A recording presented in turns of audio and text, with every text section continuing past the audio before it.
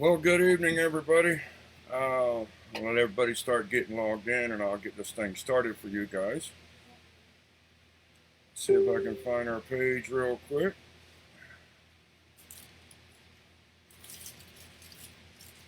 And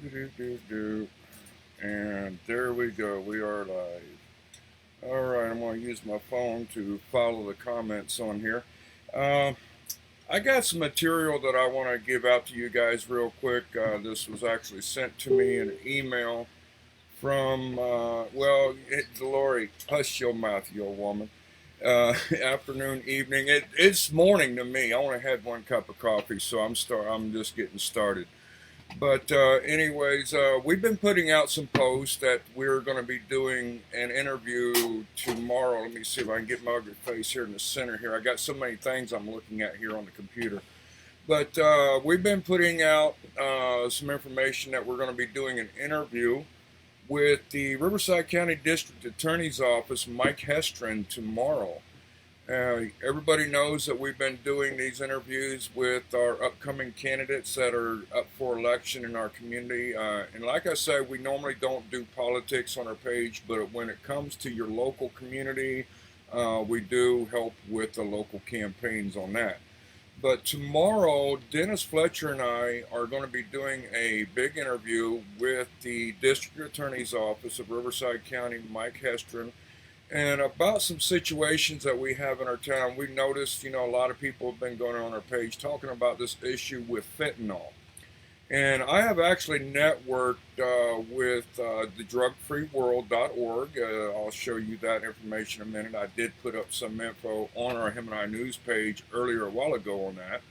And you can go check that out. But a lot of people has been complaining about the fentanyl issue. And everybody knows how serious that fentanyl issue is in our town. So we have actually reached out to Mike Hestrin, who is our district attorney. Has been our DA now, I think, for 2014. And he is now also up for re-election, I think, either on his third or fourth term. We will be doing an interview with him tomorrow on this. And we're going to be allowing the community to call in and do some questions and answers. I know a lot of you guys has got questions that you'd like to ask. So this is going to be your opportunity tomorrow at 5:30 on our news platform. We will be going live with Mike Hestrin and do some interviews with him. We got a bunch of questions that has been sent in to us. We came up with a lot of questions that we're going to be asking him, and then you will also have the opportunity towards the end of the video to actually ask questions as well. So this is some of the stuff that we're going to be covering tomorrow.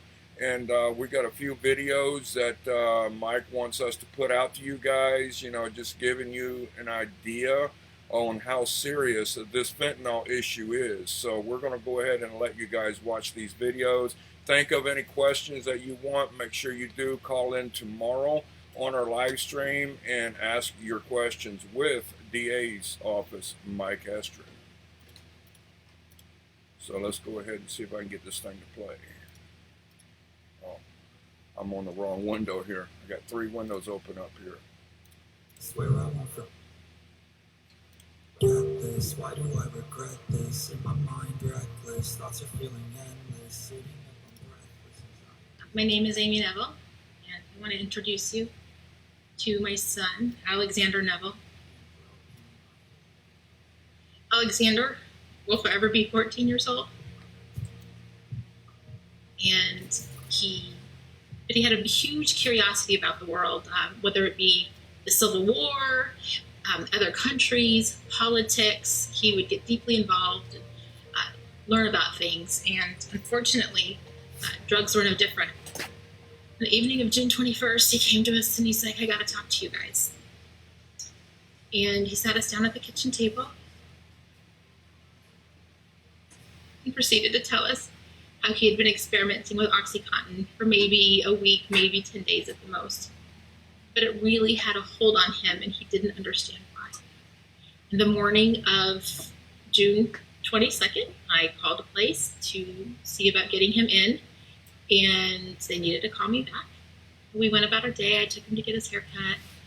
At one point in the day, we discussed the pills again, and I remember putting my hand on his shoulder and looking into his eyes and saying, "Hey, please do not do any pills today." He said, "I won't, Mom. I've only been taking them every other day, and today would be a day that I wouldn't take them." You know, I didn't ask him if he had any. I didn't go down that path because at the same time, we thought this was still a legitimate prescription pill that he was getting. We thought somebody stole a prescription somewhere and is now selling it to friends through social media. That night, Alexander came home from hanging out with friends. We yelled out hello to him. He went to his room, and that was the last we heard from him.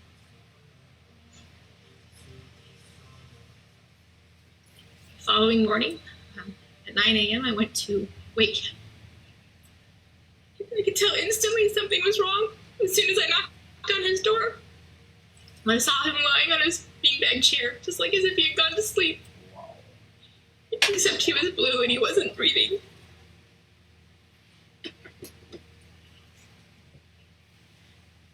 Alexander died on June 23rd, 2020.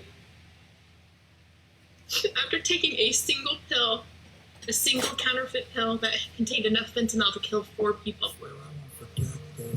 See, Alexander thought his drug dealer was his friend. He thought this drug dealer actually cared about him because he took advantage of him, made him feel like he was important. You know, we know at your age, you know, you're finding your way, and unfortunately, people will come along and take advantage of that. And if it scares you a little bit because you've taken them or your friend is taking them, you're right to be scared. These pills can kill you, and at some point they will. If you are taking these pills or you know someone who's taking these pills, it is urgent that you get help immediately. And I'm sorry that that's just the way that it is. There is no such thing. There is no time for an experimental phase anymore. The experimental phase is deadly.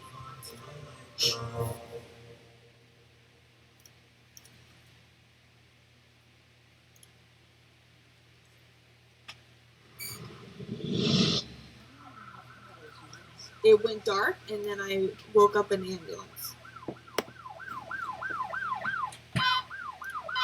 They told me that I flatlined twice.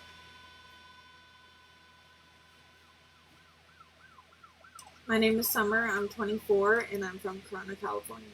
I want to tell my story to people so they don't make the same mistakes that I did, because I died twice.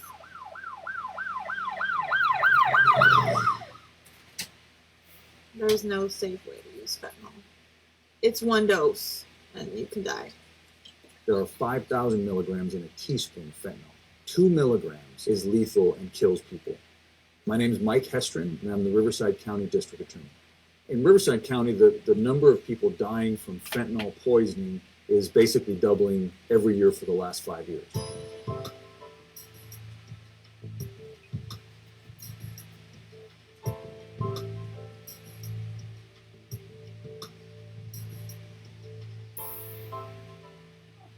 We've got to do something. We're not just going to stand by and watch people be cut down.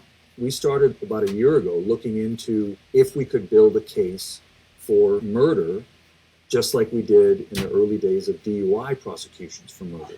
And eventually we were able to do so. What ends up happening on our streets is that people are buying what they think is Valium or Xanax, Percocet, M30s. And so people are being basically fooled. They're taking a pill that's been made in the street with fentanyl, and it's killing them. They're being poisoned. It's killing people after 1 dose. Not 2 doses, not 3 doses, not 4 doses. It's killing people when they take it 1 time. I just imagine, like, if I were to be dead, like, what would my family be going through? It might be happening right underneath your nose. It happened in my home on game night. It happened in my home on Taco Tuesday.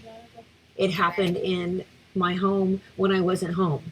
Kids are taking the risk, and they hear it on the news, they hear it on Twitter, they might hear it on TikTok about how, oh, you'll die from fentanyl. You really will. You really will die. You possibly could die. My daughter died. She died twice. To the people who are dealing or trafficking in fentanyl, here's my message to you. Stop doing what you're doing and stop now. You need to find another way to make a living. because what you are doing is killing people, and these are real people, our neighbors, our friends, our sons and daughters, and it's got to stop. And so I want you to understand that in this office and in this county, we're going to do everything we can to hold you accountable for their deaths.